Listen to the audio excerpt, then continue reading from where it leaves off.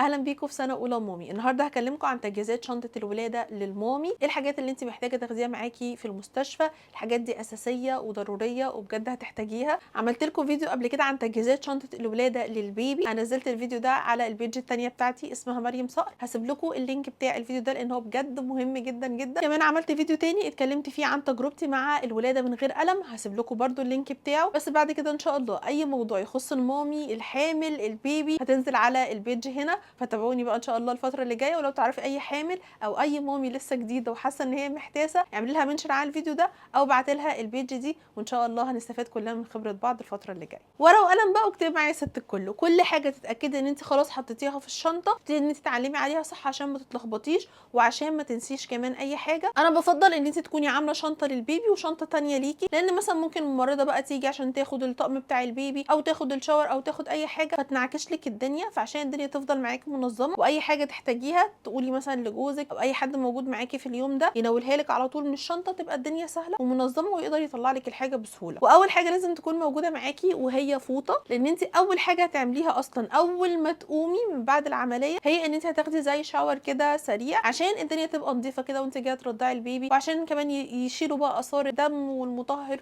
والحاجات دي كلها تتشال. فطبعا هتحتاجي ان انت تنشفي جسمك بالفوطه. الحاجه الثانيه وهي غيار داخلي وغيار خارجي، تاخدي بالك كويس قوي من الغيار الداخلي ان يكون مقاسه حلو، خاصه كمان الاندر وير ان يكون الاستك بتاعه واسع عشان ما يجيش الاستك بالظبط على منطقه الجرح فيبتدي ان هو يوجعك. وطبعا البرو بتاعك لازم يكون برو مخصص للرضاعه، لان ده هيساعدك كتير ان انت لو حابه ترضعي البيبي على طول. هو بيبقى زي البرو كده العادي بتاعنا بس هو بيبقى قطن فبيبقى اريح بكتير، وفي نفس الوقت بيبقى فيه زي كليبسه كده بتنزليها وبيبقى البرو عادي يعني لسه مرفوع عادي على كتفك، بتنزليها كده بترضعي البيبي وبعد كده بترفعيها تاني. او في اوبشن تاني لو ده ما لقيتوش متوفر مثلا وخلاص هتولدي، ممكن تجيبي اي سوفت برو، اي سوفت برو ما يكونش متبطن، ده هيبقى حلو قوي. اهم حاجه تكون فتحه الصدر بتاعته واسعه، برضه هتقدري ان انت ترضعي منه بسهوله. واهم حاجه طبعا انه الغيار الداخلي يكون قطن. بالنسبه للغيار الخارجي احسن حاجه بجد ان انت تجيبي زي جلابيه مثلا بكم او بنص كم. اهم حاجه تاخدي بالك منها ان هي تكون بزراير عشان تقدري ان انت تفتحيها فتقدري ان ترضعي البيبي، لان اكيد مش ترفعي الجلابيه دي كلها، وفي نفس الوقت عشان تكون مريحه ليكي في الحركه لما تقومي تحركي بعد الولاده على طول. طيب في حاله ان انا ما عرفتش مثلا اجيب عبايه او حاجه، اي توب انت هتاخديه معاكي اهم حاجه ان هو يكون بزراير او بسوسته عشان تقدري ان انت تفتحيه. ولو هتلبسي تحته بنطلون جايبه ترنج مثلا او بيجامه او اي حاجه هتلبسيها وانت قاعده في الغرفه، فاهم حاجه تاخدي بالك منها ان برضو تجيبي البنطلون نفسه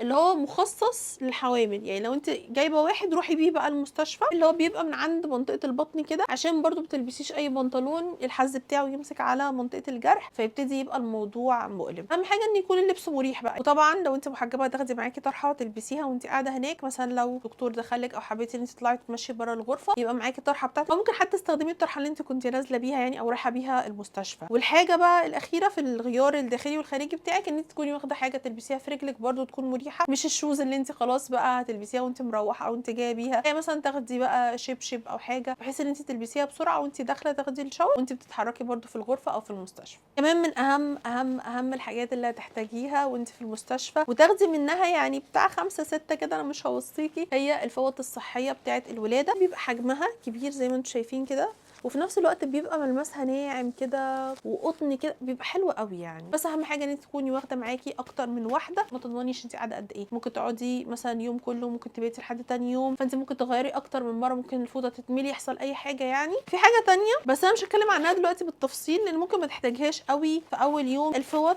او البادز القطنيه بتاعه الرضاعه، عشان ما تلاقيش مثلا البرو اللي انت لابساه او مثلا لو هتلبسي سوفت برو ما تلاقوش اتغرق لبن، بس الموضوع ما بيحصلش قوي في اول يوم. المناديل والوايبس بصوا دول بالنسبه لي حياه، يعني بالنسبه لاي بنوته لاي مامي لاي واحده ايا كان وضعك ايه، المناديل والوايبس دول ما يفرقوش اصلا شنطتك. اكيد مليون المية هتحتاجي مناديل وممكن تحتاجي وايبس في وقت من الاوقات يعني. وانا برضو في الفيديو بتاع تجهيزات شنطه الولاده بتاعه البيبي انا كنت حاطه وايبس بس اللي هي مخصصه للبيبي، وحاطه باكت مناديل تانية يعني، فدول عامه اوعي يفرقوا الشنطه بتاعتك. كمان من اهم الحاجات لازم تكون موجوده معاكي وهو ساتر الرضاعه، لان وانتي هناك طبعا بتقضي مثلا يوم على الاقل، فبيبقى بقى في ممرضات داخلين عليكي ومثلا الناس بتوع النظافه وكده، فده بيبقى احلى حاجه فيه ان انت بتلبسيه على طول كده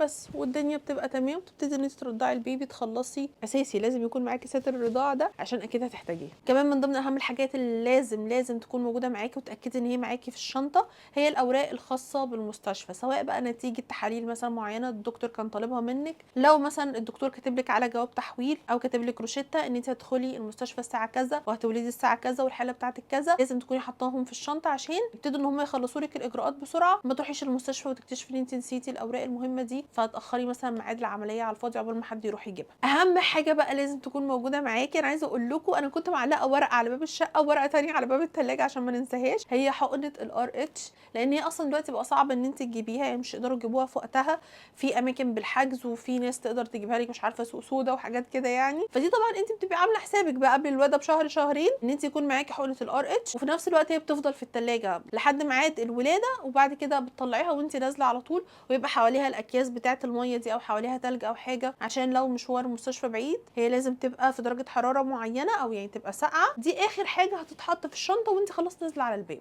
بالنسبه بقى للشنطه الصغيره دي، اللي عايز يعرفني يعرفني، بس هي فيها حبه سكين كير كده وحبه حاجات خاصه شويه بالنظافه الشخصيه، انا بشوف ان هي اساسيه. يعني مثلا من ضمن اهم الحاجات هو الديودرنت، لانه طبعا انت مش هتقدري ترشي اي برفيوم ولا اي بودي سبلاش ولا اي حاجه عشان الريحه دي هتخنقك وهتخنق البيبي برضو، لكن انت هتاخدي شاور وفي نفس الوقت انت ممكن تولدي في الصيف، فهيبقى بالنسبه لك بجد اخر حاجه ممكن تتمنيها وانت قاعده في المستشفى ان انت ما يكونش معاكي ديودرنت وفي نفس الوقت ريحتك ما تكونش لطيفه. فانت اي حد مقرب منك انت نفسك قاعده متضايقه ومتازمه ان ريحتك مش حلوه، فطبعا الديودرنت اساسي. ممكن حتى تجيبي كده علبه صغيره وتفضي فيها شويه لو انت بتستخدمي نوع كريم او حاجه، بس لازم يكون معاكي ديودرنت وانت في المستشفى في الصيف الشتاء في اي وقت احنا بنعرق عادي. كمان خدي معاكي فرشه ومعجون، اولا ان احنا بنقعد فتره عقبال ما تبتدي ان انت تدخلي سوائل او اكل او كده، فبرضه مش هتكوني حابه ان ريحه بقك ما تكونش حلوه، فلما تاخدي معاكي معجون وفرشه هيبقى احسن بكتير لو حبيتي ان انت تغسلي اسنانك كده على السريع بحيث ان ريحه البق تكون حلوه. كحول اساسي لا غنى عنه، بس انا ما بحبش استخدم الكحول على ايدي خالص عشان بينشفها جدا، وطبعا بيبقى فيه في المستشفى بس انت خدي معاكي احتياطي، بس انا بحب يبقى معايا الهاند جل على طول، يبقى معايا هاند جل طول الوقت لان هو بيعقم وبيطهر وفي نفس الوقت مش بينشف الايد خالص. بحب برده يبقى معايا هاند كريم ومرطب شفايف، اي نوع بتستخدميه عادي مش تفرق، ممكن حتى بلون، يلا تزوق ما نحرمش نفسنا من حاجه، لا بهزر طبعا، يعني اي مرطب شفايف بجد خديه معاكي وحطي، لانه الشفايف والايدين ما تفهميش بينشفوا ازاي. خدي معاكي اي هاند كريم وخدي معاكي مرطب شفايف عشان ما تقعديش تبلي في شفايفك، اصلا هتبقى ناشفه جدا يعني قبل ما تبتدي تدخلي ميه وسوائل واكل وكده فهتبقى ناشفه، فخدي معاكي عشان ترطبي شفايفك بحيث ما تروحيش البيت تلاقي شفايفك جابت دم بقى من كتر ما هي مشققه كده. بالنسبه لي الاساسيات بجد اللي لازم تكون موجوده معاكي في شنطه الولاده او شنطه المستشفى، دول لا غنى عنهم هم والحاجات التانية اللي احنا اتكلمنا عنها. الموضوع بيختلف من شخص للتاني، سواء انت بتشوفيني او بتشوفي اي حد تاني، انت خدي اللي يناسبك، خدي فعلا الحاجات اللي انت حاسه ان انت هتحتاجي لها. انا وضحت لك وجهه نظري في كل حاجه انا اخدتها معايا وفعلا الحمد لله استخدمتها، ما استغنيتش عن اي حاجه منها، وما احتجتش ان انا ابقى عايزه اروح عشان انا ناقصني حاجه معينه. فانا وضحت لك كل حاجه وانت في النهايه شوفي الانسب ليكي، وزي ما بقول لكم في ناس بتاخد معاها ميك اب، في ناس بتاخد معاها حاجات تانية، اعملي اللي يريحك، ابسطي نفسك كده وتدلعي واعملي اي حاجه تحسن من حالتك المزاجيه يعني في اليوم ده، وان شاء الله كل حامل تقوم بالف سلامه. واستنوا بقى فيديوز كتير جدا الفتره اللي جايه على سنه اولى مامي، مواضيع قويه جدا، واكيد حابه كمان اعرف منكم كنتوا حابين نتكلم عن ايه في الفيديوز اللي جايه ان شاء الله. وبس كده، بحبكم جدا ونشوفكم ان شاء الله في الفيديو اللي جاي على خير. سلام يا احلى مامس في الدنيا.